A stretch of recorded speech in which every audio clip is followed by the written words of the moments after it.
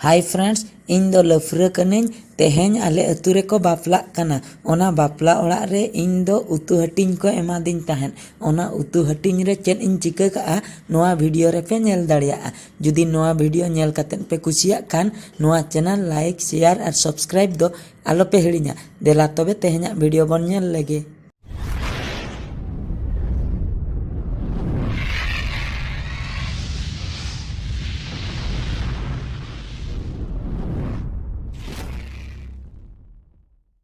इया ए लफरे नोंडे दो chain M चिकैया दाकाñ M हटो का कुआ लगन चलाते उतु एमा कम।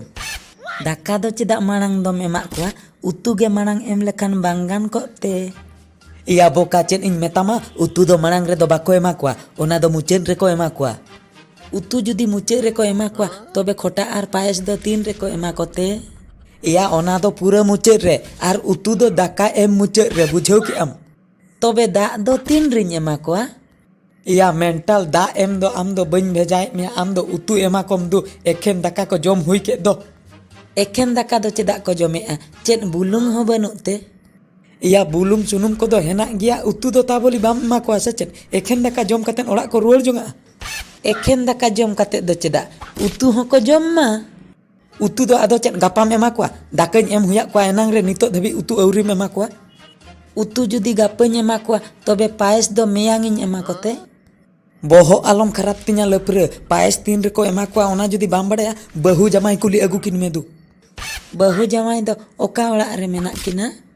साड़ा बापला ओड़ा एम हेज कना बहु जमाई ओका ओड़ा रे मेना किना ओना हो बाम बड़ाया। धट साड़ा ओहो बापला ओड़ा इन हेज कना बा। अच्छा ओकोय बापला कानते? इन बाबाई बापला कनाय बुझाव के आम बाबा जुदी तेहें बापला कनाय आम दो चिकातेम जाना मेना।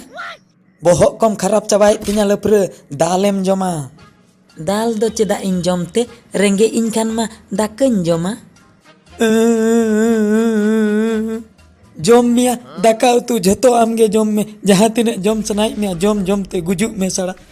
आमा कथा अंजमते बोहक को हसू चाबा किदिया। ओकातेम हेज अकना ओना हो बाम बड़ाया। दाका पोरे चेद को हटिया ओना हो बाम बड़ाया। साड़ा कुली कुलीते बारम बजाव चाबा के तिना इन दुन चला कना मा आम दम जहाँ के गे। या अंजम में काना दा बाय अंजम ले गया अड़िसते उठाई नाय। अरे ओकोय पे मेन दाड़िया बापला दाका आर भांडान दाका भीतर खन ओका दाका दो जस्ती सिबिला।